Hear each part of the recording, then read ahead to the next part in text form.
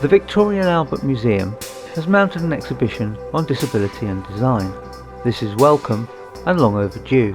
The exhibition aims to centre disabled makers, activists and thinkers, to celebrate us, to insist that disability is not a flaw to be fixed, but a force in culture, creativity and resistance.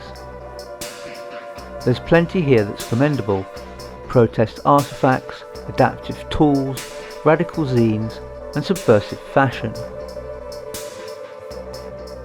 The exhibition design itself is thoughtful, with tactile guides, BSL interpretation, rest zones and decompression spaces.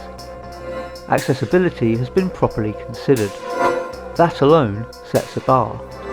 Unusually, this exhibition is free to disabled visitors, but the rest of the museum's paid exhibitions aren't. Only your carer is granted free entry. So while this show trumpets inclusion, the institution quietly ring-fences it. Access here is temporary and conditional. But access and content aren't the same as connection. I left feeling underwhelmed, disappointed. At first I was puzzled. Why did the exhibition feel so insubstantial, emotionally flat? Then I realised it isn't incoherent, it's ideological. It doesn't invite you to explore, it tells you what to think. It lectures from inside a bunker, confident, insular, fluent in a narrow dialect of disability theory. If you're not already within the activist academic fold, it feels like a closed circuit. I say this as someone who's inside that fold. I'm disabled. I've been in academia. I know the theory. That's how I recognise the framework. Not holding things up, but enclosing them. The exhibition is steeped in a particular strain of disability studies that feels irrelevant to most disabled people and incomprehensible to pretty much everyone. It doesn't so much open up discourse as it polices it. Take Catherine Arenilio's satirical video. It's a parody of Paralympic triumphalism. It's incisive, but it demands prior knowledge. If you don't already recognise the cliché she's dismantling, you're excluded.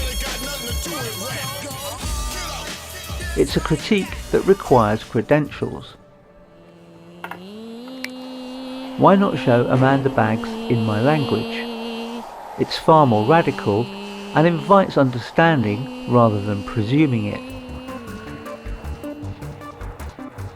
Then there's community, a word used liberally but vaguely, never defined. Disability isn't a shared mood.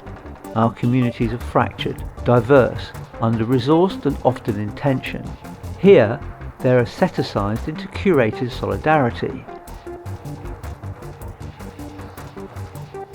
Look at the Vogue and Glamour covers. Disabled bodies front and centre, posed in the soft glow of validation. Representation, yes, but also performance.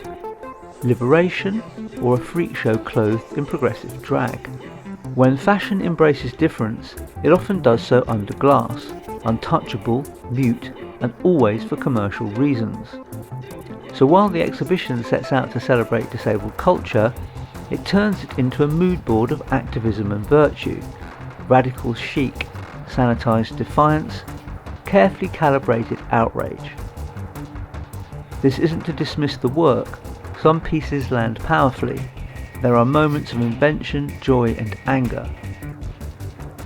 Take the touchstream keyboard, built in 2005 by Wayne Westerman.